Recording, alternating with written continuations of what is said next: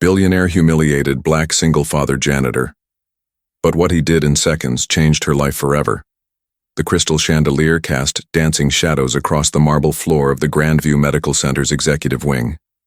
It was 6:47 a.m., and Marcus Williams moved his mop in steady, practiced strokes, careful not to let a single drop of water touch the Persian runner that led to the administrative offices.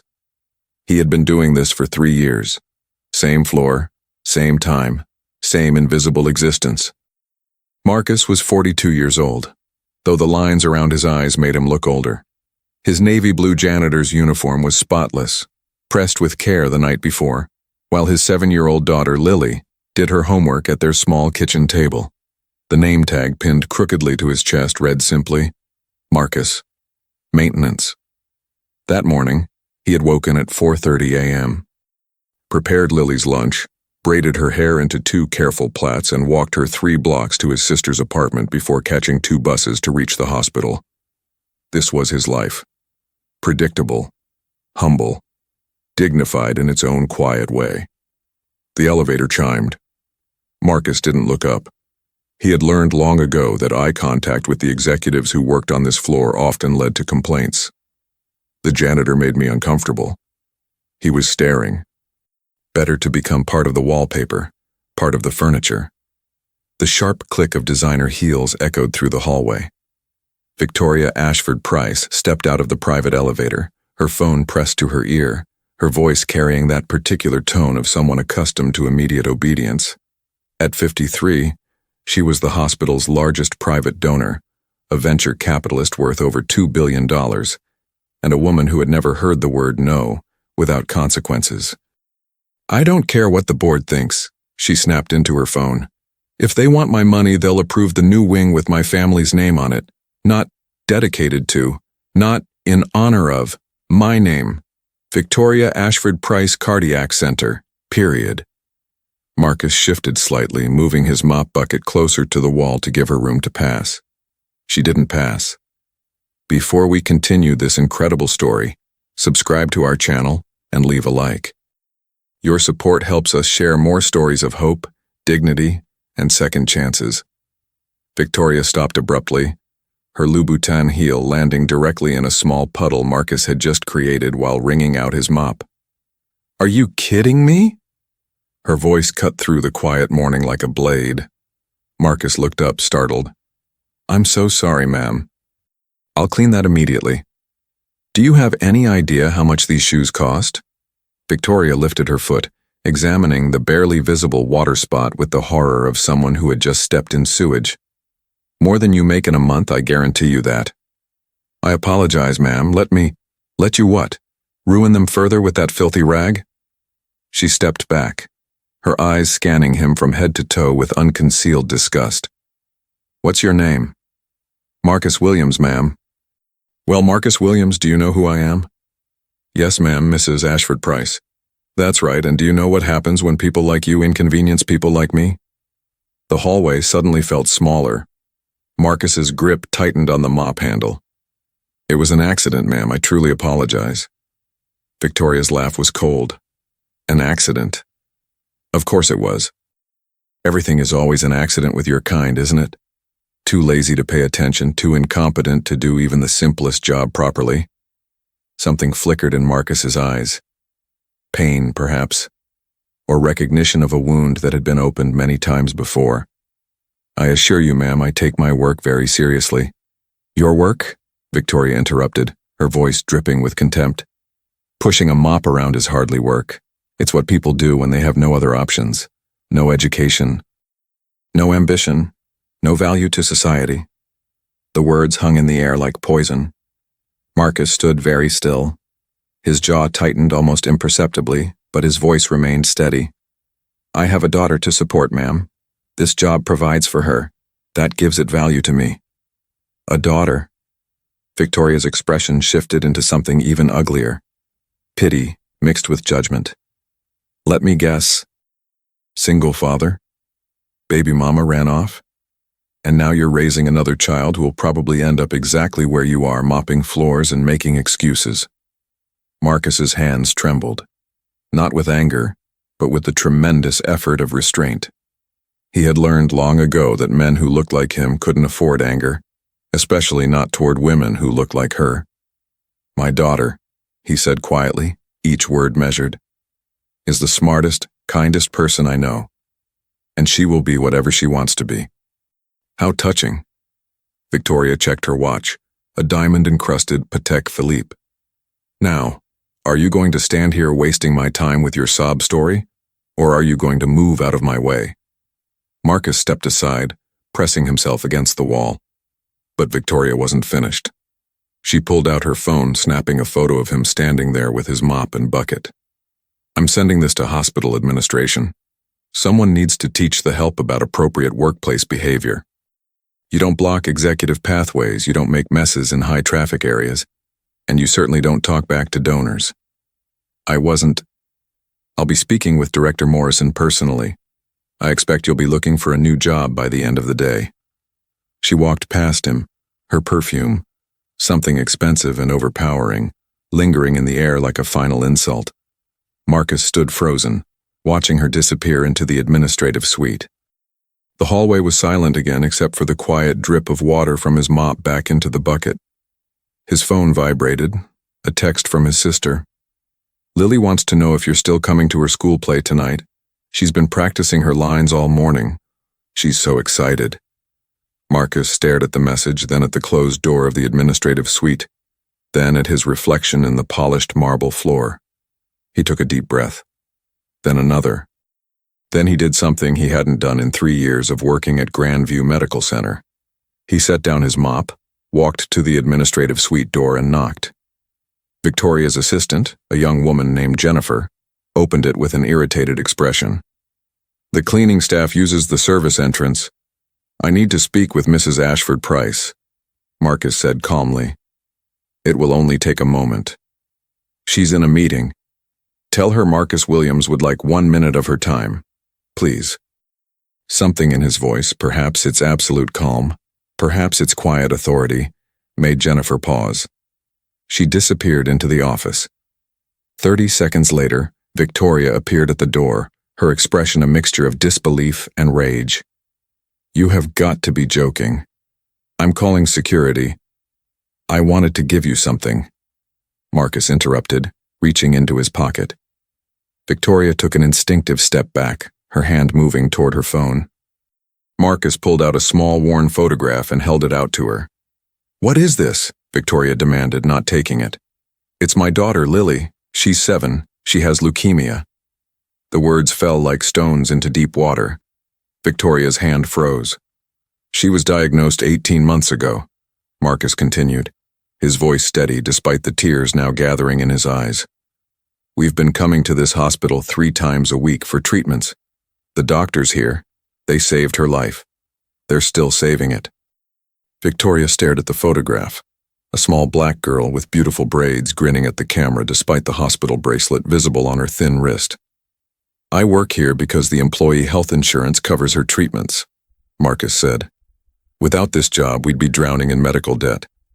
With this job, she has a chance, not just to survive, but to live, to grow up, to become whatever she wants to be." He lowered the photo, tucking it carefully back into his pocket. "You said I have no value to society, ma'am. You're entitled to that opinion. But my daughter values me, and the doctors who trust me to keep their floors clean and sterile value me, and the patients who smile when they see these hallways spotless every morning value me." Victoria opened her mouth, but no sound came out. "I'm not asking you not to report me," Marcus said quietly. "If you feel I was disrespectful, that's your right. But I wanted you to know why this job matters. Why I show up at 5 a.m. every morning. Why I press my uniform every night. Why I take such care with every floor I clean." He met her eyes directly for the first time. "Because somewhere in this building, my daughter is alive because of the work done here, and I'm proud to be even a small part of that."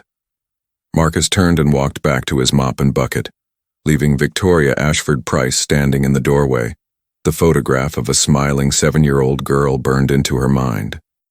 What she didn't know, what she couldn't possibly know, was that in 60 seconds everything she believed about herself, about worth, about dignity, was about to shatter completely. because Marcus Williams wasn't just a janitor, and the truth about who he really was would change her life forever. Victoria Ashford Price stood motionless in the doorway for a full minute after Marcus walked away.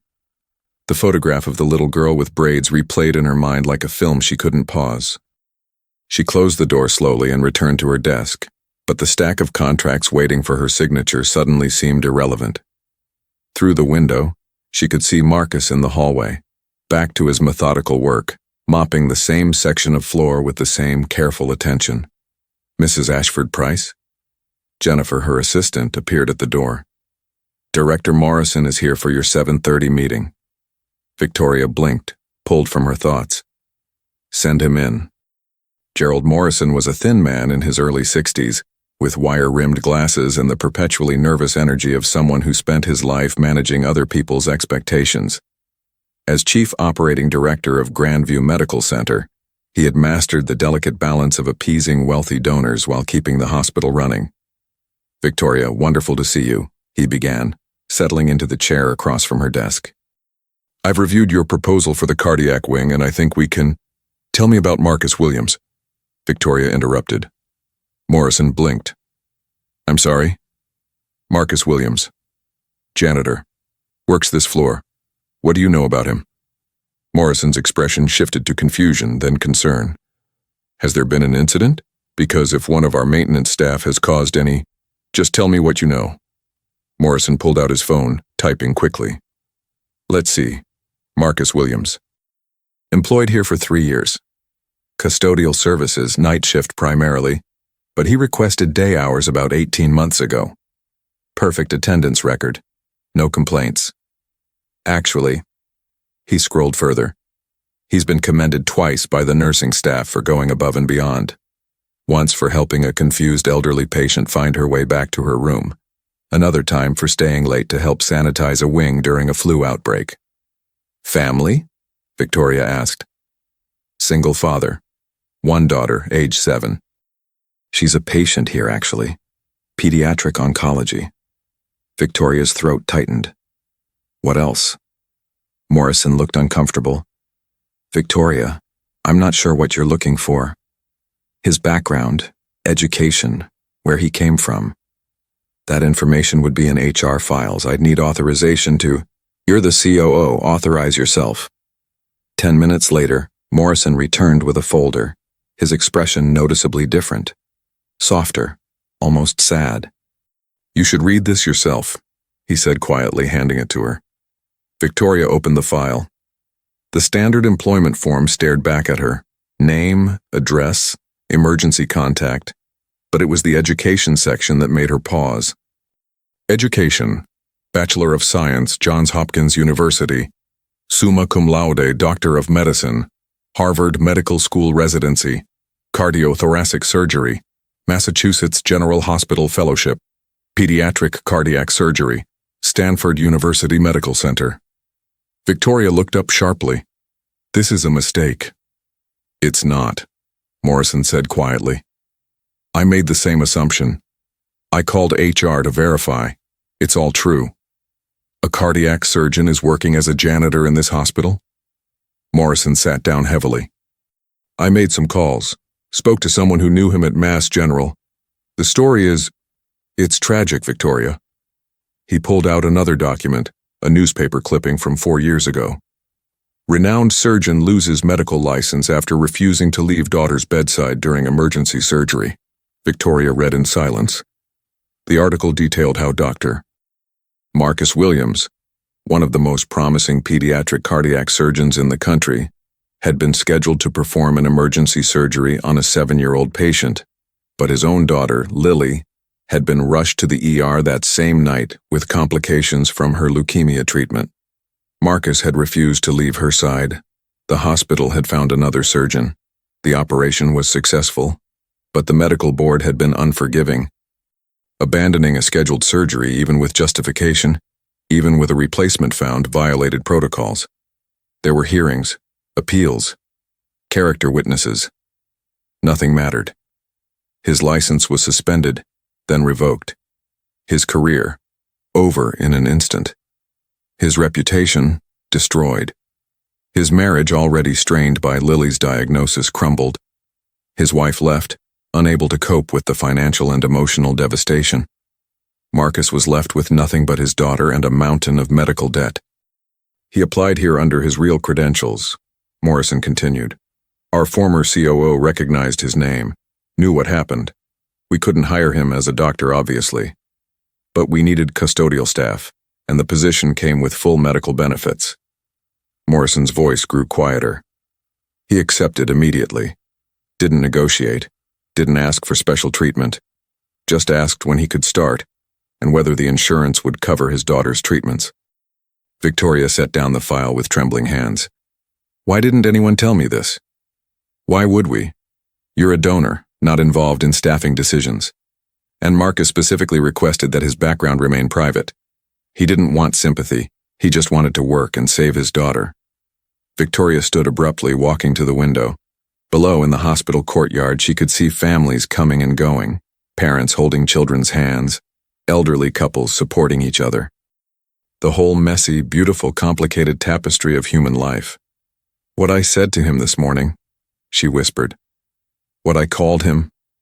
What did you say? Morrison asked carefully. Victoria closed her eyes. Everything you should never say to another human being. She turned back to Morrison. Is he still scheduled to work today? His shift ends at 2 p.m. Why? Cancel my morning appointments, all of them. Victoria, you have the hospital board presentation at 10. Cancel it. Morrison stood, recognizing the tone in her voice. In 20 years of working with Victoria Ashford Price, he had never seen this expression on her face. It wasn't quite remorse. It wasn't quite shame. It was something deeper. Something breaking open. There's something else you should know, Morrison said at the door. The little girl, Lily. She's in remission now. The treatment's worked. She's going to live. Victoria's breath caught. Marcus doesn't know yet. The test results just came back this morning. Dr. Chen in oncology was planning to call him this afternoon to tell him the news. After Morrison left, Victoria sat alone in her office for a long time.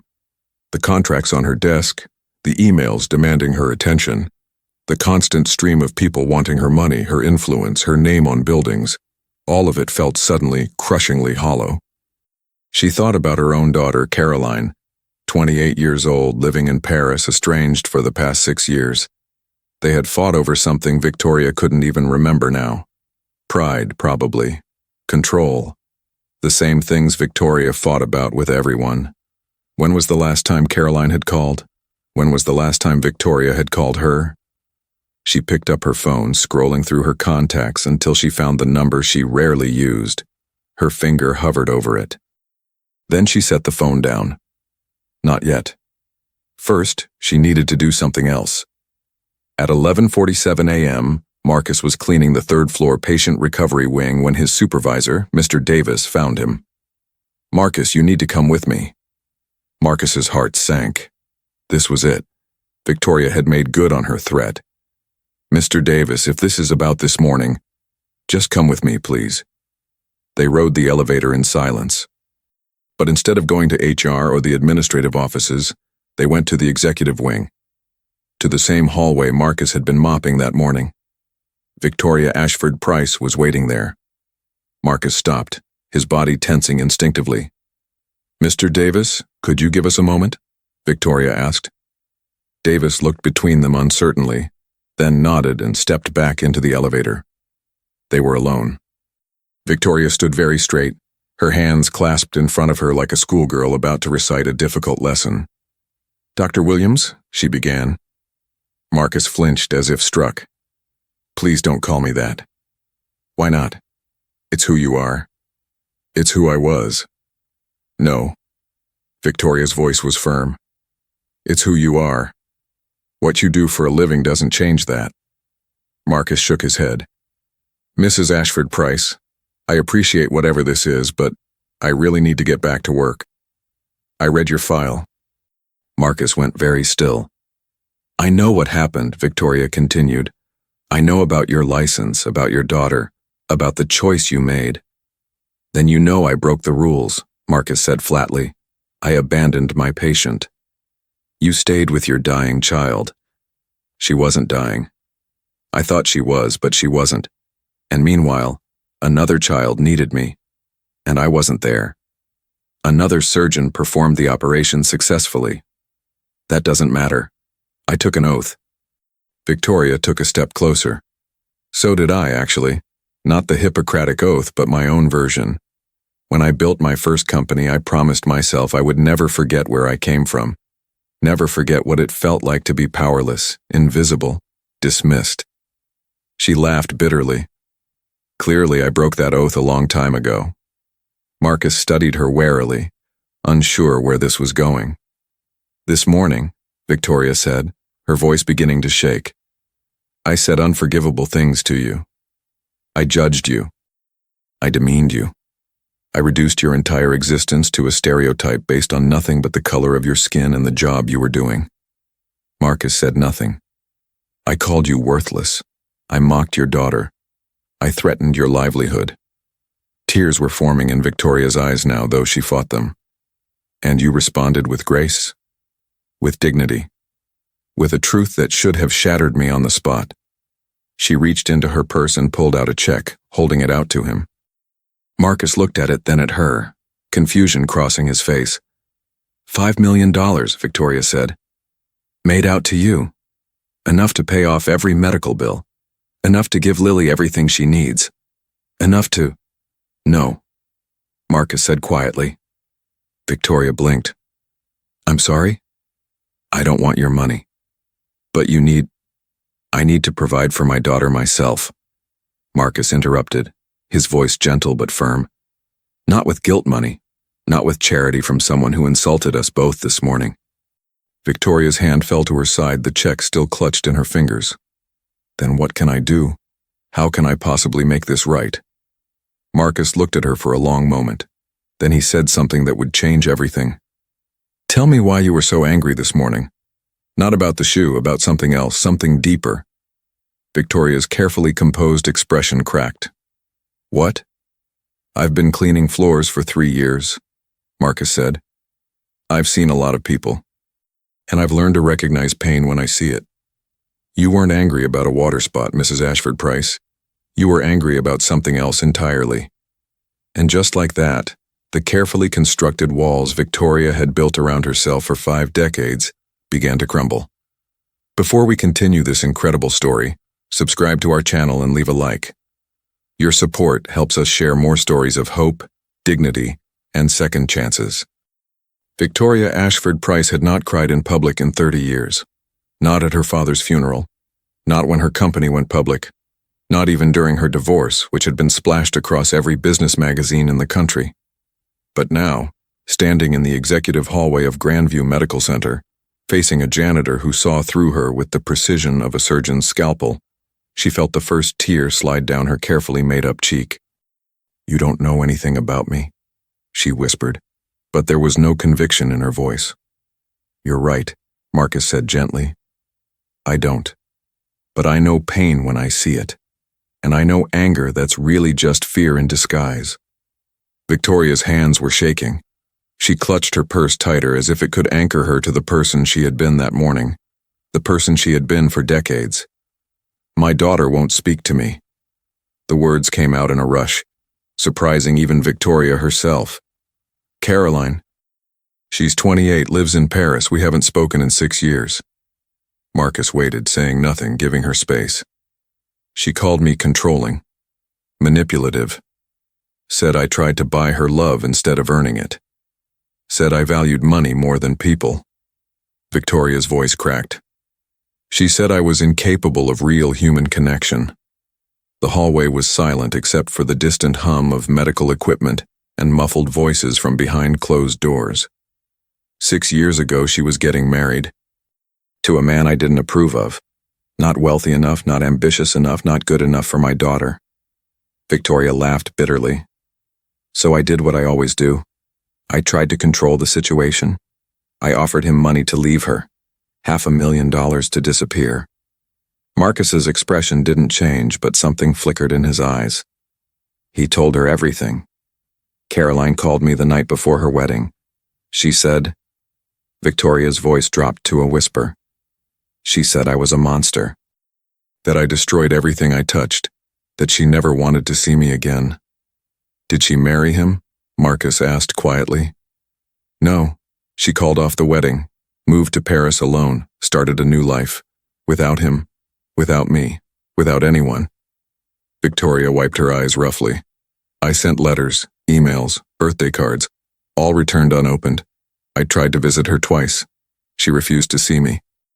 And this morning, Marcus said, understanding dawning, you saw a father who would sacrifice everything for his daughter, who put her needs above his career, his pride, his entire life. Victoria nodded, unable to speak. And it reminded you of what you lost. Of what I threw away, Victoria corrected. I didn't lose Caroline. I pushed her away with both hands. Marcus was quiet for a moment, then said, when Lily was first diagnosed, I was angry. Furious at God, at the universe, at every random cell that decided to mutate in her beautiful body. And that anger made me say terrible things to the people trying to help. The nurses, the doctors, even my wife. He paused, remembering. There was this one nurse, Ms. Patterson. Older black woman, kind eyes. I snapped at her once because she was 3 minutes late with Lily's medication. 3 minutes. I said awful things. Questioned her competence. Her caring. Everything. What did she do? Victoria asked. She waited until I was done. Then she put her hand on my shoulder and said, Baby, you're not angry at me. You're terrified for your child, and that's okay. But don't you dare let fear turn you into someone your daughter won't recognize when she wakes up. Victoria closed her eyes. I apologized immediately, broke down right there in the hallway. She held me while I cried. Then she said something I've never forgotten. Pain doesn't give us permission to hurt others, but it can teach us to recognize pain in everyone we meet. Marcus looked directly at Victoria. This morning, you were in pain. I recognized it. That doesn't excuse what you said, but it explains it. You're more gracious than I deserve, Victoria whispered. Maybe. Or maybe I just understand that we're all carrying burdens no one else can see. They stood in silence for a moment. Two people from completely different worlds connected by the simple truth of human suffering. The money, Victoria said finally. If not for you, then let me do something. For the hospital.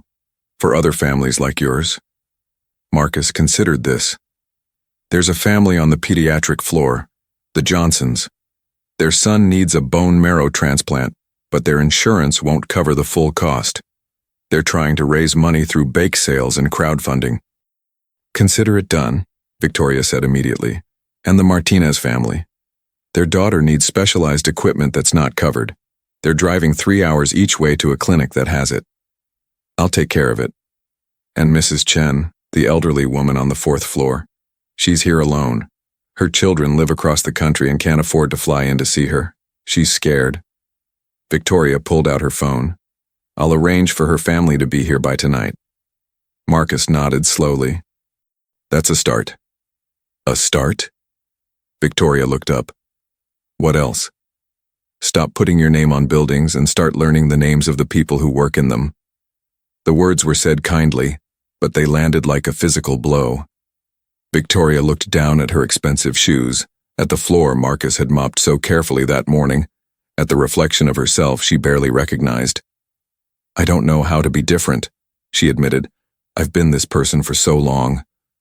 You were different once, Marcus said. You said you made a promise to yourself not to forget where you came from. What happened?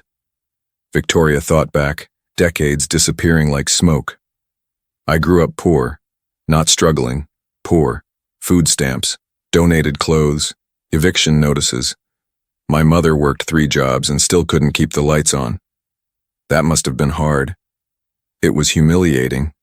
Every day, every moment, always being the poor kid, the one who couldn't afford lunch, whose shoes had holes, who wore the same outfit 3 times a week. Victoria's voice hardened. I swore I would never be powerless like that again. Never be looked down on. Never be invisible. So, you became the person doing the looking down, Marcus said gently. You became the person making others invisible. Victoria's breath caught. Oh God. The thing about survival mechanisms, Marcus continued, is that they work, until they don't. Until the very thing that saved you becomes the thing destroying you. How do I change? Victoria asked, and for the first time in decades, there was genuine humility in her voice. How do I become someone my daughter wouldn't be ashamed of? Marcus smiled slightly. I think you already started. This morning you could have gotten me fired and never thought twice about it. Instead, you're standing here asking a janitor for life advice. You're not a janitor, Victoria said firmly. Today I am, and that's okay. Because this job, this meaningless job you mocked, allows me to be here when my daughter needs me. It gives me health insurance that's keeping her alive. It gives me purpose and dignity. He paused. Your job, your billions, your power, what does it give you? Victoria had no answer.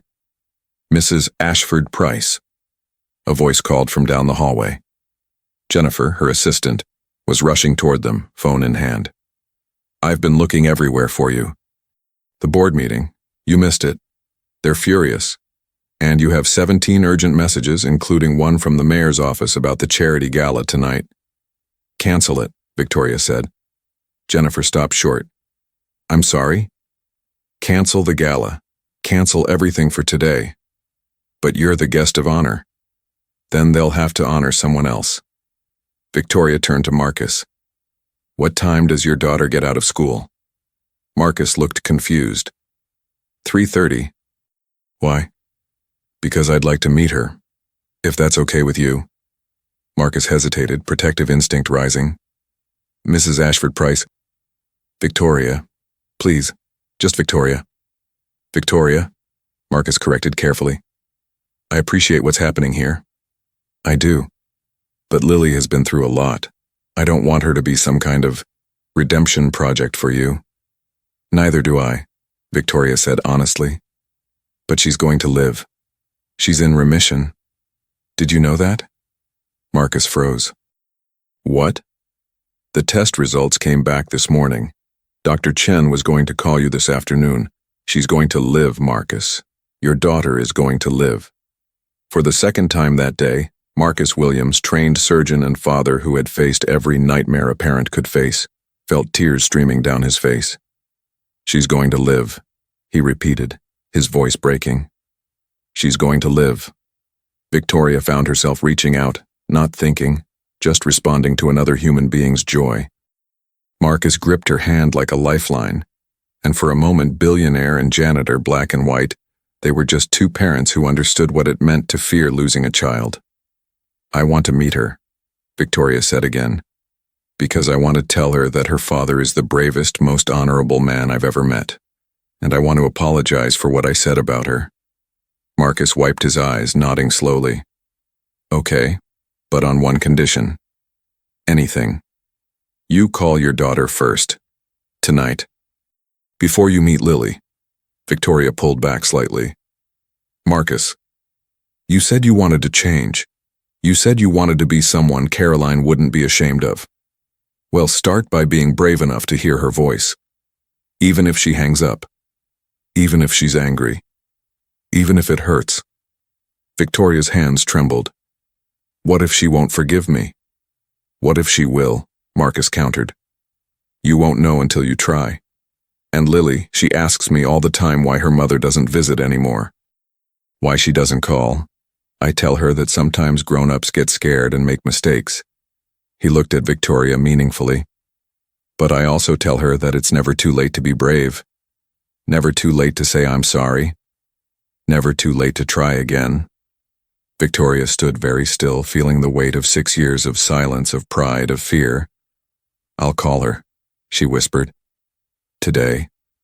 Good, Marcus said. Because life's too short for anything else.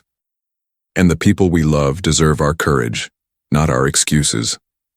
As Marcus returned to his cart, preparing to finish his shift, Victoria remained in the hallway, pulling out her phone with shaking hands. Caroline's number was still saved under favorites, even after 6 years of silence. Her finger hovered over the call button. In that moment, Victoria Ashford Price understood what Marcus had been trying to tell her. True courage wasn't in boardrooms or business deals. It wasn't in control or power or money. It was in being vulnerable enough to reach out to someone you'd hurt and hoping they'd reach back. She pressed the button. The phone rang once, twice, 3 times.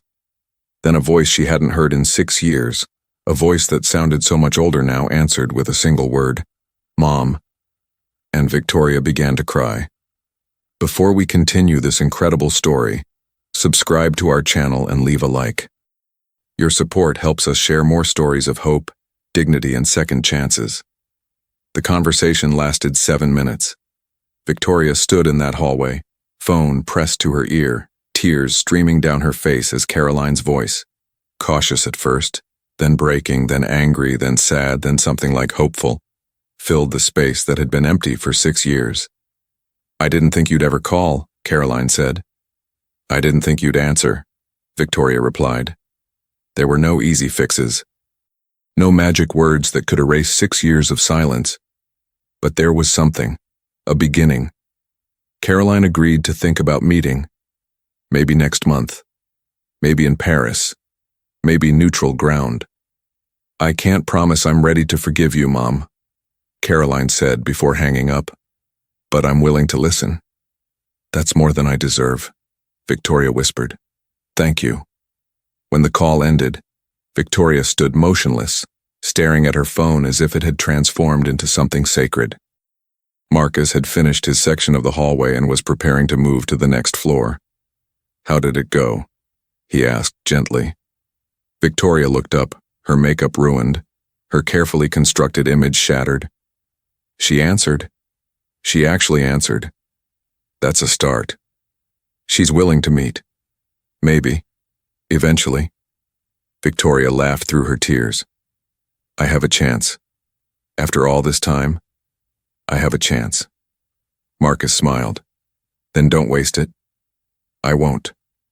Victoria straightened, wiping her eyes. "And I'm going to start by keeping my promise. I want to meet Lily." At 3:45 p.m., Marcus's sister dropped Lily off at the hospital's main entrance. She was a small girl with bright, intelligent eyes and the same careful grace as her father. Her hair was braided in intricate patterns and she wore a purple backpack decorated with stars. When she saw her father waiting by the reception desk, her entire face lit up. "Daddy!" She ran to him, not the careful, measured movements of a sick child, but the full-speed enthusiasm of a 7-year-old who had been given her life back. Marcus scooped her up, spinning her around, laughing for the first time that day with pure, unfiltered joy. "Guess what?" he said, setting her down. "What?" "Dr. Chen called. The tests came back. You're in remission, baby girl. Complete remission." Lily's eyes went wide. "Does that mean—" "It means the cancer is gone. It means you're going to be okay." Lily threw her arms around his neck and Marcus held her like she was made of something more precious than diamonds. Because she was. She was hope. She was redemption. She was every good thing he had ever done made real. "There's someone I'd like you to meet," Marcus said after a moment. Victoria had been waiting in the hospital courtyard, nervously smoothing her skirt, checking her reflection in her phone, feeling more anxious than she had before any business presentation in her life. When Marcus appeared with Lily, Victoria stood, suddenly uncertain. What did you say to a child you had insulted without ever meeting? How did you apologize for cruelty spoken in ignorance? "Lily," Marcus said gently, "this is Mrs. Ashford Price. She's a friend." Victoria knelt down, bringing herself to Lily's eye level. "You can call me Victoria, and I'm very happy to meet you." Lily studied her with the frank, assessing gaze of a child. "You're the lady who donates money to the hospital." "I am." "Daddy says you're why we have the new play area in the children's wing." Victoria blinked. She had approved that donation 2 years ago and never thought about it again. "Yes, I suppose I am." "Thank you," Lily said seriously. It made being sick less scary. Victoria felt something crack open in her chest. "You're welcome, sweetheart." "Daddy says I'm going to be okay now," Lily continued. "The cancer is gone." "I heard. That's wonderful news." Lily looked up at her father, then back at Victoria. "Are you sick too? You look sad." Marcus moved to intervene, but Victoria held up a hand. "I am sad, Lily. But talking to your father today helped me feel a little better." "Daddy's good at that," Lily said proudly. "He always knows what to say when I'm scared." He knew what to say to me too. Lily considered this. "Do you want to see my school play tonight? I'm a star, not a movie star, an actual star, in the sky. I have a song and everything." Victoria looked at Marcus, who shrugged slightly, leaving the decision to her. "I would love to see your play," Victoria said, "if that's okay with your dad." "It's at 6 o'clock at Lincoln Elementary," Lily announced.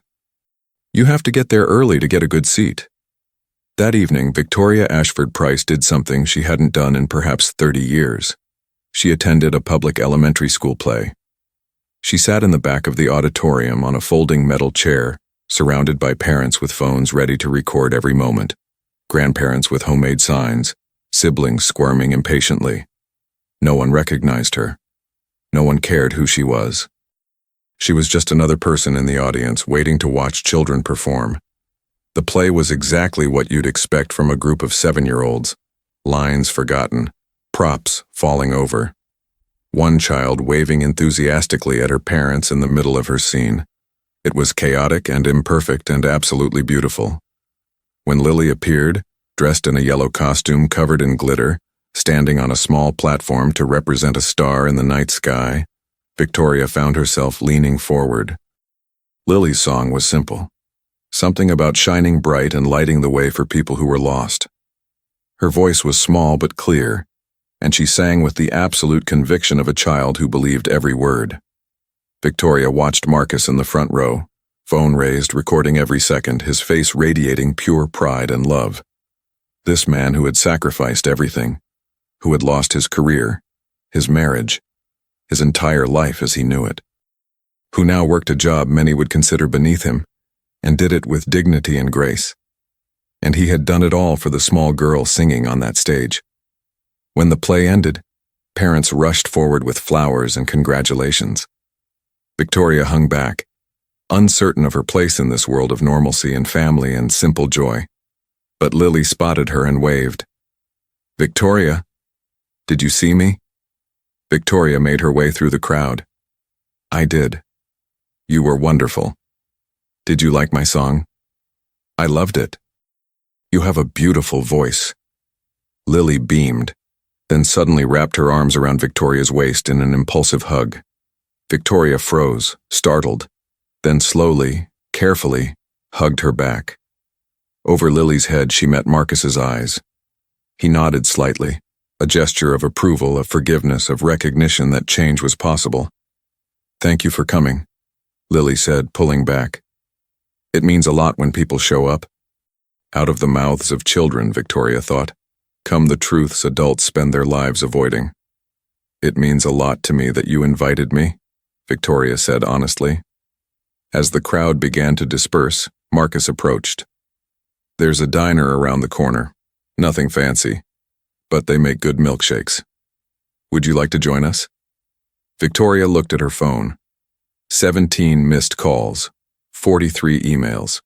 A world of obligations and expectations waiting for her attention. She turned the phone off. "I'd like that very much." The diner was exactly what Marcus had described. Vinyl booths, laminated menus. A waitress named Betty who called everyone Hon and knew Marcus and Lily by name. "The usual?" Betty asked, then noticed Victoria. "Oh, we have a guest tonight." "This is Victoria," Lily announced. "She's our friend." Betty smiled warmly. "Any friend of this family is a friend of mine." "What can I get you, sweetheart?" Victoria, who normally ate at restaurants where the servers wore white gloves and the wine list was longer than the menu, looked at the simple offerings. "What do you recommend?" "Chocolate milkshake," Lily said immediately, "with extra whipped cream." "Then that's what I'll have," Victoria said. As they waited for their order, Lily chattered about school, about her friends, about a book she was reading. Marcus listened with the patient attention of a father who had learned to treasure every ordinary moment. Victoria watched them, this small family of two, and felt something she hadn't felt in years. Not envy, exactly, more like recognition. This was what mattered. This simple joy, this presence, this love. "Can I ask you something?" Victoria said to Marcus when Lily excused herself to wash her hands. "Of course. When you lost everything, your career, your marriage, your whole life, how did you not become bitter? How did you stay kind?" Marcus thought for a moment. "I almost did become bitter. For a while I was angry at everyone and everything. But then one night I was putting Lily to bed and she said something that changed my perspective." "What did she say?" "She said, 'Daddy, I'm sorry I got sick and ruined your life.'" Marcus's voice tightened. She was 6 years old, and she thought her cancer was her fault, that she had destroyed me. Victoria's hand went to her mouth. In that moment, I realized that my bitterness wasn't just hurting me. It was teaching her to carry shame that wasn't hers to carry. So I made a choice. I could be angry about what I lost, or I could be grateful for what I still had. He paused. I chose gratitude. Every single day, I choose it. That must be incredibly hard. Some days it is. Some days I see former colleagues living the life I used to have and it hurts. But then I remember that I'm alive. Lily's alive.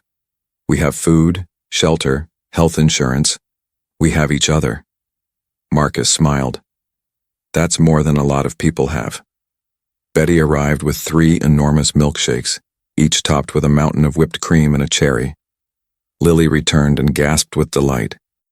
These are the best. As Victoria took her first sip, too sweet, too rich, absolutely perfect, she realized something. For the first time in decades, she wasn't thinking about money or power or control. She wasn't planning her next move or calculating the advantage in every interaction. She was just present. Here. Now. With people who had every reason to reject her and had chosen kindness instead. "Marcus," she said quietly, "I need to tell you something." He looked up from his milkshake. "This morning when I said those terrible things to you, I wasn't just being cruel. I was being who I've been for so long that I forgot there was another way to be." She took a breath. "But you showed me that there is. You and Lily both showed me." "We all have bad days," Marcus said gently. "It wasn't just a bad day. It was a bad decade, maybe a bad lifetime." Victoria looked at Lily, who was happily swinging her legs and drinking her milkshake. "But I want to be better. I want to be someone who shows up, who sees people, who remembers that everyone is carrying burdens I can't see." "Then do that," Marcus said simply. "Starting tomorrow. Starting right now." Victoria nodded. Then, making a decision, she pulled out her phone and made a call. "Jennifer, it's Victoria. I need you to arrange something for me. Tomorrow morning, I want a meeting with every custodial, maintenance, and support staff member at Grandview Medical Center. Every single person. I want to know their names, their stories, what they need." She listened for a moment as Jennifer sputtered in surprise. "I don't care if it's unconventional. Make it happen. And Jennifer, from now on, before we approve any major donation or policy, I want to talk to the people it will actually affect. Not the administrators. The people doing the work." She hung up and found both Marcus and Lily staring at her. "What?" Victoria asked. "You're really going to change things," Lily said, more statement than question. "I'm going to try," Victoria replied. "Your father taught me that it's never too late to be brave." As they finished their milkshakes, the door to the diner opened. A well-dressed couple entered, glancing around with obvious distaste at the humble surroundings. The woman's eyes landed on Victoria, and her expression shifted from disgust to shock. "Victoria Ashford Price, what on earth are you doing here?" It was Melissa Hartford, a fellow philanthropist and one of Victoria's social circle. Her husband, Robert, looked equally stunned. Victoria could feel the old instincts rising, the urge to explain, to justify, to maintain her image. But then she looked at Marcus, at Lily, at the half-finished milkshake in front of her. "I'm having dinner with friends," Victoria said simply. Melissa's gaze traveled to Marcus and Lily, her expression revealing exactly what she thought of a billionaire socialite dining with a black janitor and his daughter in a cheap diner. "How unexpected," Melissa said, her voice dripping with judgment. And in that moment, Victoria Ashford Price made a choice. The same choice Marcus had made years ago when he chose his daughter over his career. She chose the right thing over the easy thing. "Melissa Robert, I'd like you to meet Dr. Marcus Williams and his daughter Lily. Marcus is one of the finest people I've ever known, and Lily just gave a beautiful performance in her school play." The use of doctor made Melissa pause, confusion crossing her face. "We were just celebrating Lily's wonderful news," Victoria continued. "She's in complete remission from leukemia." Melissa's expression softened slightly. "Oh, well, that's good news." "It's better than good," Victoria said firmly. "It's a miracle. And I'm honored to be part of celebrating it." Robert cleared his throat. "We should let you get back to your dinner." As the couple retreated to a booth on the other side of the diner, Lily whispered, "Those people seemed mean." "They're just surprised," Marcus said diplomatically. "No," Victoria said. "They were mean, and I used to be just like them. But I'm learning to be different." She looked at Marcus. "Thank you for teaching me." "I didn't teach you anything," Marcus replied. "You just remembered what you already knew." As they left the diner an hour later, Lily slipping her hand into Victoria's as naturally as if they'd known each other for years, Victoria felt something shift inside her. The armor she had worn for decades was finally beginning to crack. And underneath she was discovering someone she had almost forgotten, someone who could be kind, someone who could change, someone who could, maybe, finally, be worthy of her daughter's forgiveness. The work of transformation had only just begun, but for the first time in years, Victoria Ashford Price felt something she thought she'd lost forever: hope. 3 months later, Grandview Medical Center looked different. Not physically, the marble floors still gleamed, the chandelier still sparkled, but something fundamental had shifted in its soul. It started small. Victoria had kept her promise about meeting the staff. Every custodian, every cafeteria worker, every security guard.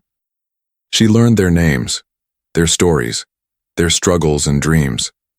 She discovered that Ramon, who cleaned the surgical wing, was putting himself through nursing school. That Aisha, who worked in the cafeteria, was supporting her elderly mother and 3 nephews. That James, the night security guard, was a veteran with PTSD who had been denied proper care. And Victoria didn't just learn. She acted. The hospital established a scholarship fund for employees pursuing medical degrees. Ramon was the first recipient. A child care center opened on site for staff who worked irregular hours. Aisha could now bring her nephews with her. A mental health program specifically for veterans was created, funded entirely by the Ashford Price Foundation. James was its first patient. But the most significant change wasn't visible in programs or policies. It was visible in how people looked at each other. On a bright Tuesday morning in March, Victoria arrived at the hospital not through the private executive elevator, but through the main entrance. She was dressed more simply now, still elegant, but no longer armor-like, no longer a costume designed to intimidate. "Good morning, Mrs. Ashford Price," the receptionist greeted her warmly. "Good morning, Sandra. How's your son doing? Did he get into that art program?" Sandra's face lit up. "He did. Thank you so much for writing that recommendation letter." As Victoria walked through the halls, she was greeted by name, not with fear or calculation, but with genuine warmth. She had learned that respect earned through kindness was far more valuable than respect commanded through fear. She found Marcus on the 3rd floor, finishing his morning rounds.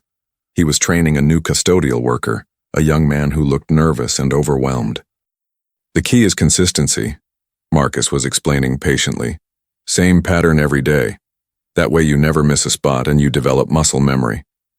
The young man nodded, then noticed Victoria approaching. His eyes widened. That's Victoria, Marcus said calmly. She's a friend. Victoria, this is Jamal. It's his second day. Welcome to Grandview, Jamal, Victoria said, extending her hand. Jamal shook it hesitantly, clearly confused about why a billionaire was shaking hands with a janitor trainee. Marcus is the best teacher you could have, Victoria continued. Listen to everything he tells you, not just about the work, but about how to treat people. That's where the real wisdom is. After Jamal moved on to practice his technique, Victoria turned to Marcus. Do you have a minute? For you? Always. They walked to the courtyard, where spring flowers were beginning to bloom. It was the same courtyard where Victoria had first met Lily, 3 months and a lifetime ago. I heard from Caroline last night, Victoria said, unable to keep the smile from her face. And? She's coming to visit. Next month. She'll stay for a week. Victoria's voice trembled slightly. She wants to meet you and Lily, actually. I told her about what happened, about how you changed my life. She said any person who could get through to her mother must be remarkable. Marcus laughed. I'm not sure I did anything remarkable, I just told you the truth. The truth can be the most remarkable thing of all when it comes at the right moment. Victoria paused. I also wanted to tell you about something I've decided. The new cardiac wing, the one I was demanding have my name on it. Yes? I spoke with the board yesterday. It's going to be called the Elizabeth Williams Memorial Cardiac Center, named after your late wife. Marcus stopped walking. Victoria, you don't have to. I know I don't have to, I want to. Victoria's voice was firm. Elizabeth gave you the wisdom that you passed on to me, about connection being more important than perfection, about following instead of leading. She deserves to be remembered. I don't know what to say. Say you'll bring Lily to the dedication ceremony next month, and that you'll both be there when Caroline visits. Marcus smiled. We'll be there. They sat on a bench watching hospital staff and visitors come and go, lives intersecting, stories unfolding, the beautiful, messy tapestry of human existence. Can I ask you something? Marcus said after a while. Anything. Do you ever regret it? The change? I know people in your social circle have been critical. Victoria thought about the dinner parties she was no longer invited to, the charity galas where she was suddenly persona non grata, the business colleagues who whispered that she'd gone soft, lost her edge, betrayed her class. I don't regret a single second, she said honestly. I thought those people were my friends. But real friends don't abandon you when you become a better person. They celebrate it. You've made new friends, Marcus observed. I have. Better ones. Victoria smiled. Did I tell you that Ramon invited me to his family's quinceañera for his niece? Or that Aisha's mother wants to teach me how to make proper jollof rice? Or that James sends me terrible jokes every morning that somehow always make me laugh? That sounds like a good life. It's a real life. For the first time in decades, it's real. A familiar small figure came running across the courtyard. Lily, now with fuller cheeks and brighter eyes, her hair in fresh braids adorned with colorful beads. Daddy, Victoria! She threw herself at them with the enthusiasm that had become her trademark since remission. What are you doing here, sweetheart? Marcus asked. School doesn't end for another hour. Half day? Teacher training? Lily bounced excitedly. Aunt Marie dropped me off because she knew you'd be here. Guess what? I got an A on my science project. That's wonderful, Victoria said. What was your project about? Cancer cells and how treatment works. I used myself as a case study. Lily pulled out a carefully folded poster from her backpack. See, this is my before scan, and this is my after scan, and I interviewed Dr. Chen and everything. Marcus looked at the poster with obvious pride. This is incredible, Lily. There's more. Lily turned to Victoria. I wanted to ask you something. For the presentation part, we have to talk about what we want to be when we grow up, and how our project relates to it. What do you want to be? Victoria asked. A doctor, like Daddy used to be. I want to help other kids who are sick. Lily's expression turned serious. But I also want to be like you. Victoria blinked. Like me? Yeah. I want to have enough money to help people who don't have enough. Like you helped all those families at the hospital. Like you helped Daddy and me. Victoria felt tears pricking her eyes. Lily, I should tell you something. I wasn't always like this. In fact, 3 months ago I know, Lily interrupted gently. Daddy told me about what you said to him that first day. About how you were mean.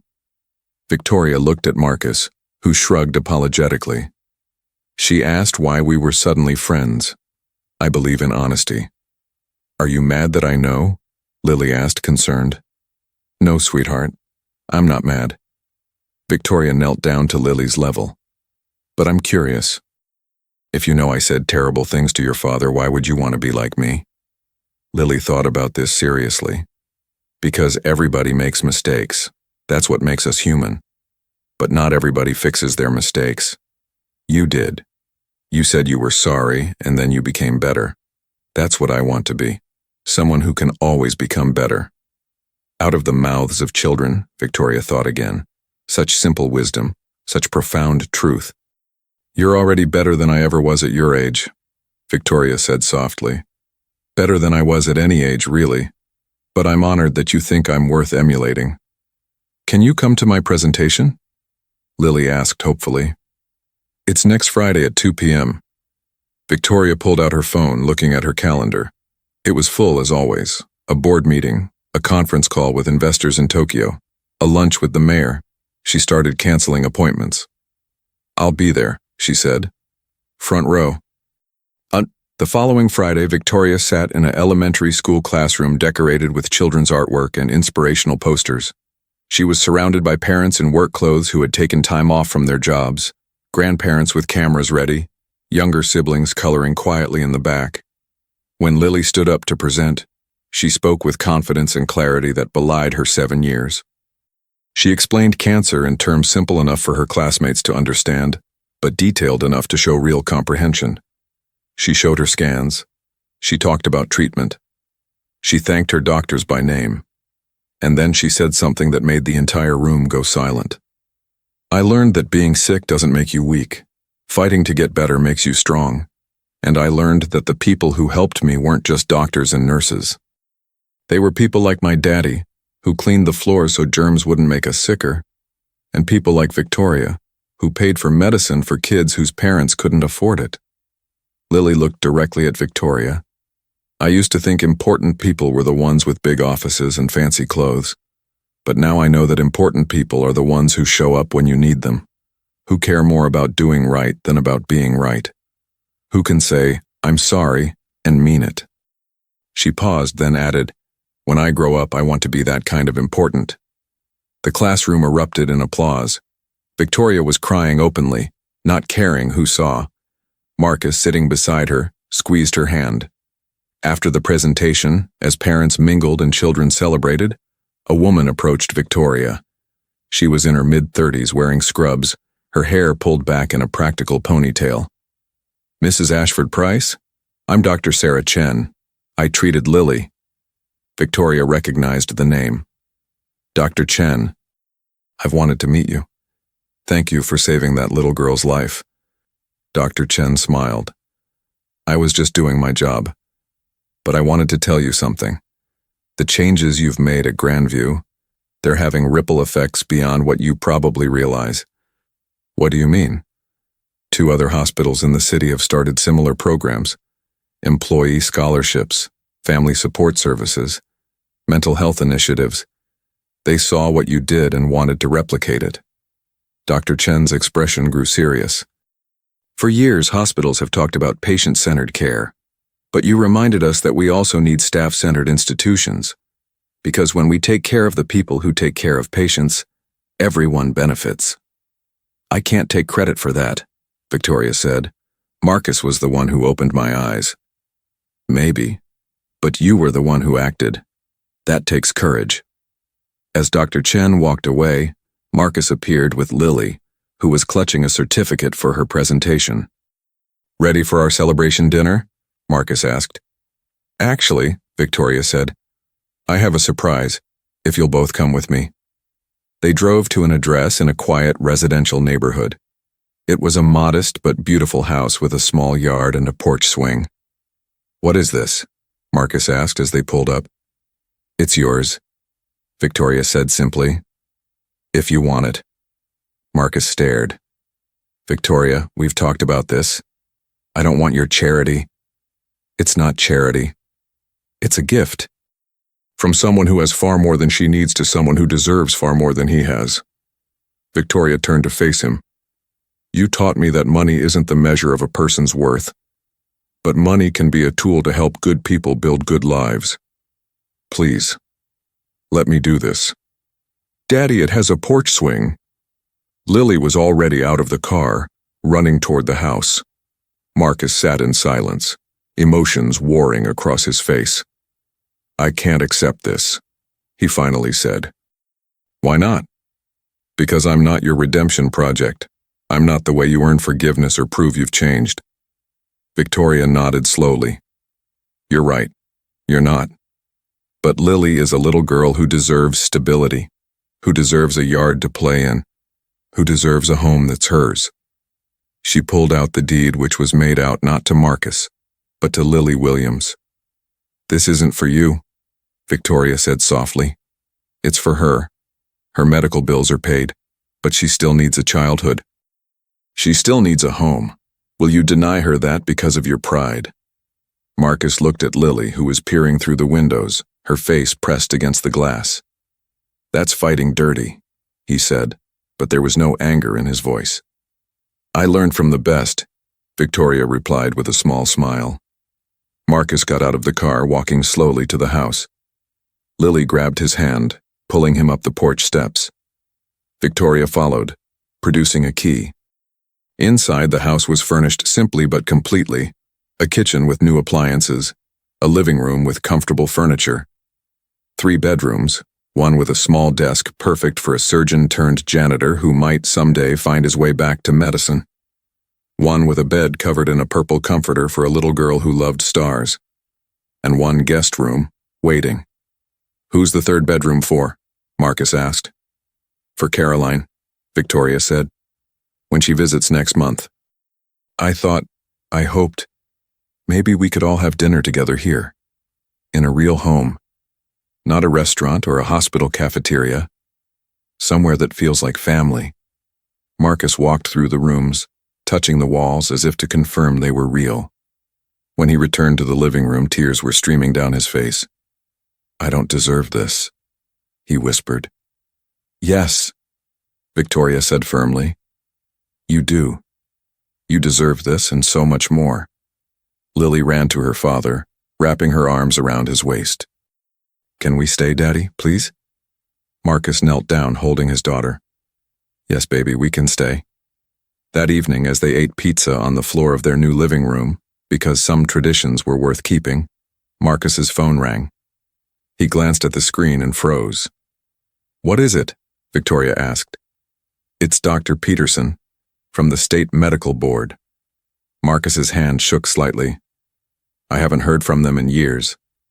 Answer it, Victoria said gently. Marcus took a deep breath and accepted the call. Hello. Yes, this is Dr. Williams. What? Are you sure? I don't understand. Yes. Yes, I can be there Monday, thank you. Thank you so much. He lowered the phone, staring at it in disbelief. What did they say? Lily asked. They said someone submitted a petition for my case to be reviewed.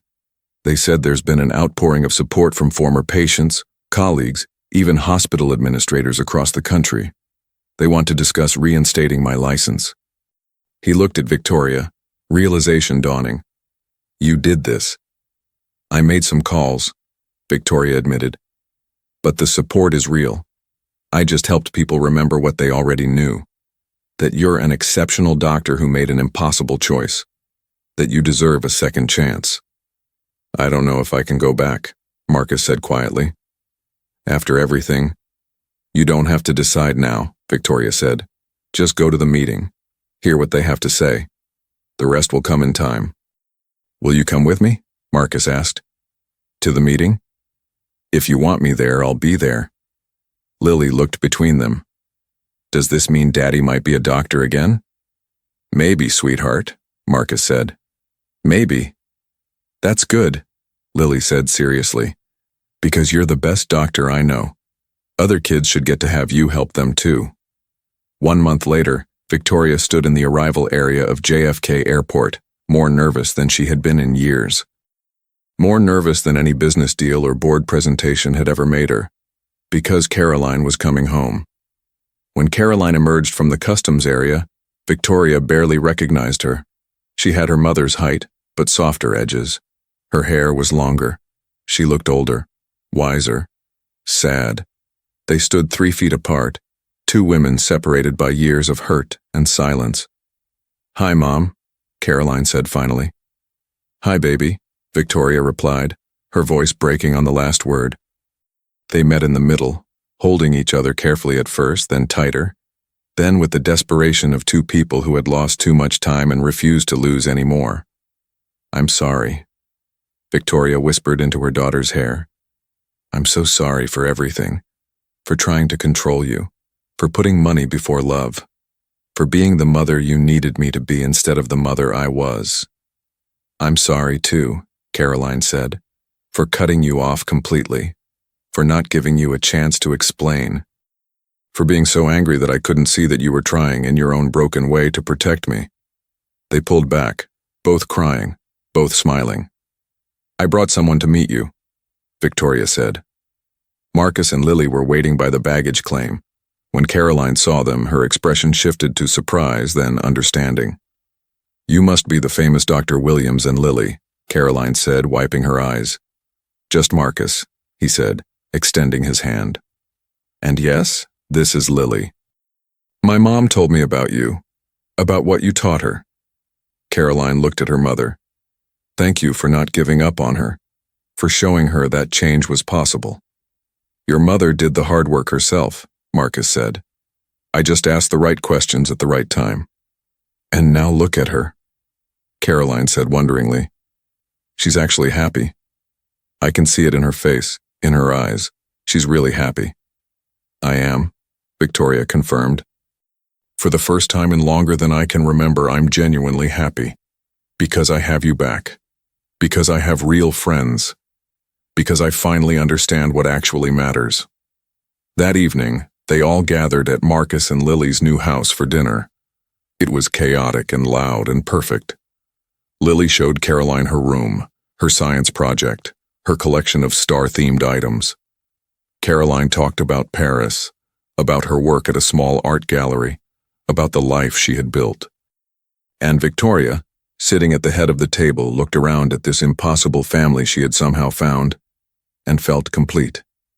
After dinner, as Lily played in the yard and Marcus cleaned up the kitchen despite Caroline and Victoria's protests, mother and daughter sat on the porch swing. Are you really okay? Caroline asked. All this changed so quickly. It must be overwhelming. It is, Victoria admitted. Sometimes I wake up and don't recognize my own life. But then I remember who I was before, alone, angry, surrounded by people but connected to no one. And I know this is better. What changed? Really? Was it just Marcus? Victoria thought about that morning 3 months ago, the water on her shoe, the words she had said, the choice Marcus had made to respond with dignity instead of anger. It was a lot of things, she said finally, but mostly it was realizing that I had become the very thing I swore I would never be. I grew up poor, powerless, invisible, and in trying to escape that, I became the person who made others feel poor, powerless, and invisible. And now? Now I'm trying to be the person I needed when I was young, the person who sees people, who helps without judgment, who understands that everyone is carrying burdens no one else can see. Caroline leaned her head on her mother's shoulder, something she hadn't done in years. I'm proud of you, Mom, for having the courage to change. I'm proud of you, too, for having the courage to come back, to give me a chance I didn't deserve. They sat in comfortable silence as the sun set, painting the sky in shades of purple and gold. Inside, they could hear Marcus and Lily laughing about something. Through the window, Caroline could see the life her mother had built, modest, real, full of genuine connection. "Do you miss it?" Caroline asked. "The old life? The parties, the power, the prestige?" Victoria considered this carefully. "I miss the security of knowing my place in the world, but I don't miss the loneliness. And I don't miss the person I had to be to maintain that place." She smiled. "Besides, I have a new place now. It's smaller, quieter, but it's real. And it's mine." 6 months after that first morning encounter, Grandview Medical Center held a dedication ceremony for the Elizabeth Williams Memorial Cardiac Center. The event was different from typical hospital dedications. There were no fancy hors d'oeuvres or champagne. Instead, there was a potluck dinner in the hospital courtyard with food prepared by staff members, patients, and families. Marcus stood at the podium with Lily beside him, looking out at the assembled crowd. His medical license had been reinstated the month before, and he had accepted a position at Grandview as a pediatric cardiac surgeon, working part-time while he retrained, easing back into the work he had been born to do. "My wife, Elizabeth, believed that healthcare was about more than just treating diseases," Marcus said. "She believed it was about seeing the whole person, about connecting, not just curing." He looked at Victoria, who stood in the crowd next to Caroline. 3 months ago, I was reminded of that lesson in the most unexpected way, by someone who was willing to admit she was wrong, willing to change, willing to become better. Victoria felt Caroline squeeze her hand. "This center isn't just named after Elizabeth," Marcus continued. "It's a promise. A promise that we will treat every patient, every family member, and every staff member with the dignity and respect they deserve. That we will see people, not just problems. That we will remember that behind every disease is a human being with dreams, fears, hopes, and love." As the crowd applauded, Lily stepped forward. She had insisted on saying something, and though Marcus had been nervous about it, he had agreed. "I want to say thank you," Lily said, her young voice carrying across the courtyard. "Thank you to all the doctors and nurses who made me better. Thank you to my dad for never giving up. Thank you to Victoria for showing us that people can change. And thank you to my mom, who I don't remember but who taught my dad how to love right." She paused, looking directly at the audience. "When I was sick, I learned something important. The world is full of people who are hurting. Some hurt in their bodies like I did. Some hurt in their hearts, like Victoria did. But we can all help each other feel better. Not with money or power. With kindness. With showing up. With being brave enough to change." There wasn't a dry eye in the courtyard.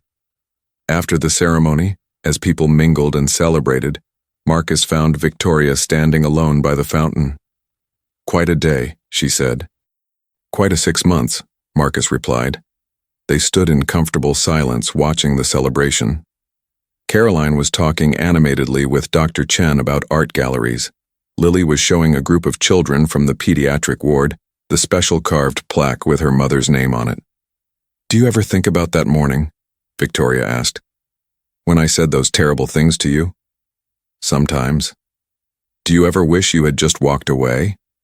Avoided all this complication?" Marcus smiled. "Not for a second, because that morning we were both stuck.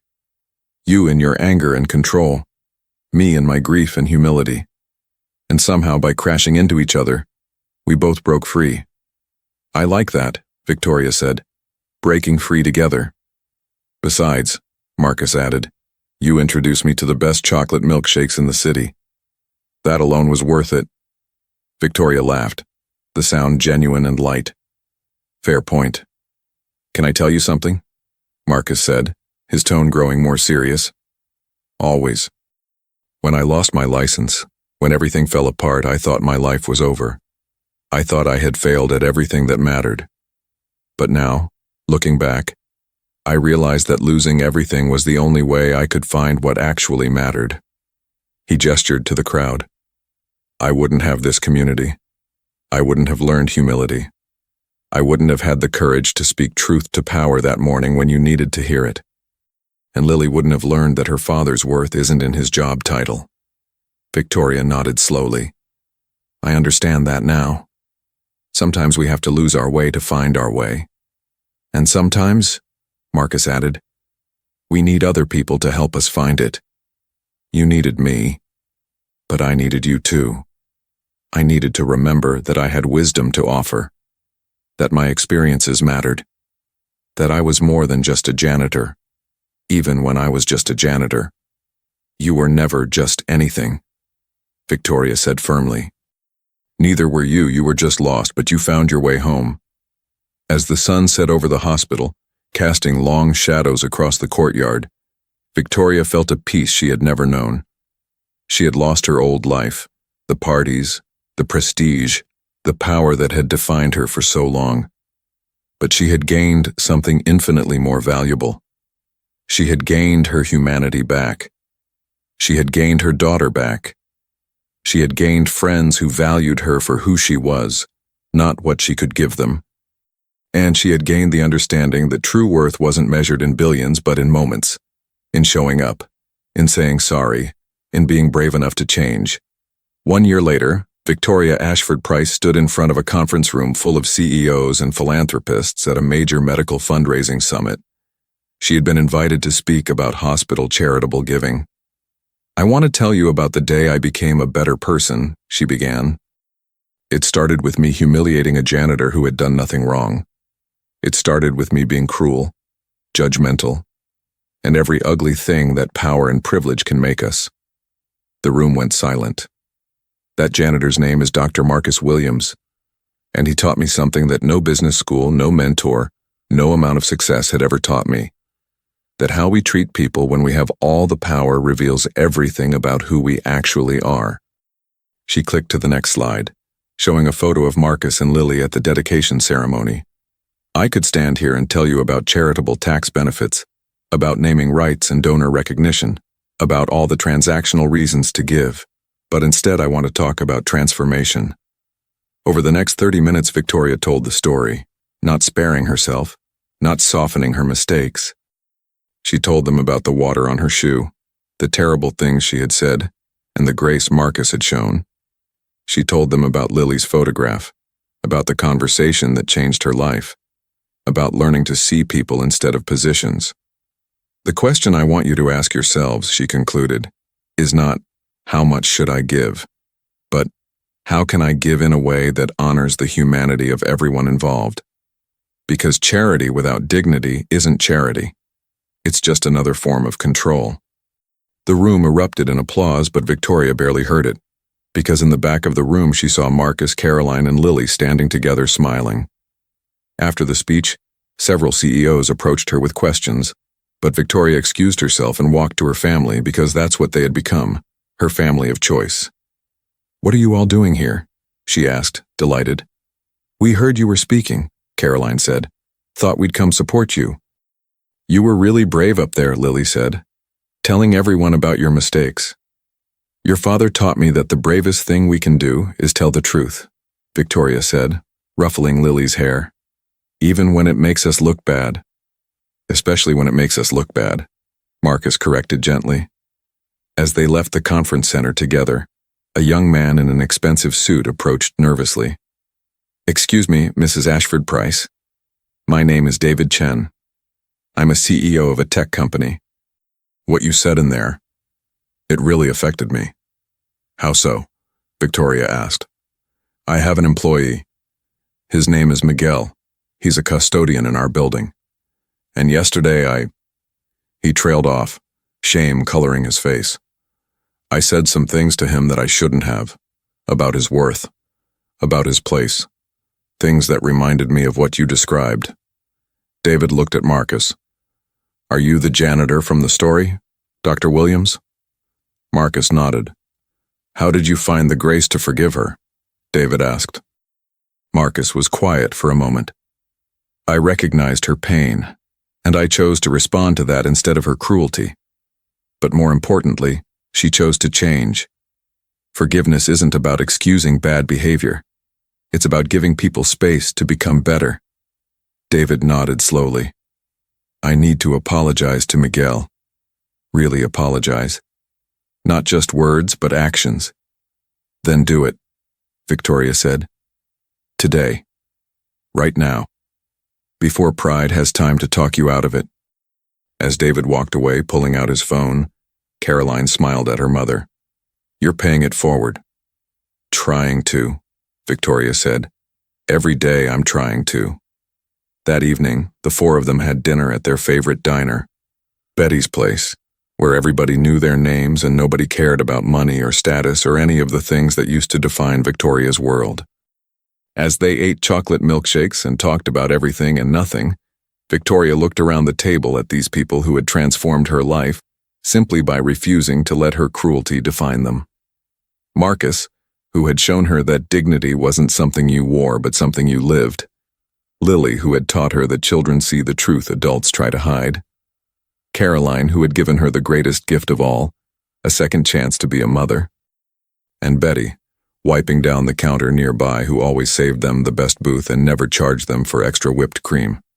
This was her empire now, not built on money or power or control, but on connection, compassion, and the courage to change. What are you thinking about? Marcus asked, noticing her expression. About how one moment can change everything, Victoria said. About how I almost missed this entire beautiful life because I was too proud to see what was right in front of me. But you didn't miss it, Lily pointed out. You're here now, that's what counts. You're right, Victoria agreed. That's what counts. As they finished their meal and prepared to leave, Victoria's phone buzzed with a message from David Chen. I apologize to Miguel. We talked for an hour. Tomorrow we're having coffee to discuss how I can support his dreams of starting his own business. Thank you for showing me that it's never too late to be better. Victoria showed the message to Marcus, who smiled. The ripples keep spreading, he said. They do, Victoria agreed, and they started with you having the courage to tell a powerful woman the truth she needed to hear. And with you having the courage to listen, Marcus countered. Outside the diner, under the streetlights of a city that never stopped moving, four people who should never have crossed paths stood together.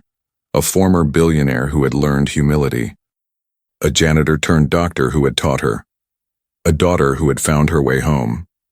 And a little girl who had survived and thrived. They were an unlikely family. An impossible story. A testament to the truth that humans can change, that grace can triumph over cruelty, and that sometimes the most profound revolutions begin with a single moment of honest recognition. Same time next week? Betty called from the doorway. Same time next week. They all replied in unison. And as they walked away, laughing and talking, nobody looking at them would have guessed the journey they had taken to reach this moment. Nobody would have known that it had started with humiliation, discrimination, and cruelty. Nobody would have known that it had been transformed by dignity, courage, and the simple choice to be better. Because that's the thing about transformation. It doesn't announce itself with trumpets. It happens quietly, in diners and hospital hallways, in moments when people choose connection over pride and humanity over power. It happens when a janitor tells a billionaire the truth, and when a billionaire has the courage to change her life forever. If this story touched your heart, subscribe to never miss stories of courage and justice. Like if you believe dignity matters, share to inspire someone who needs hope today. Your voice counts.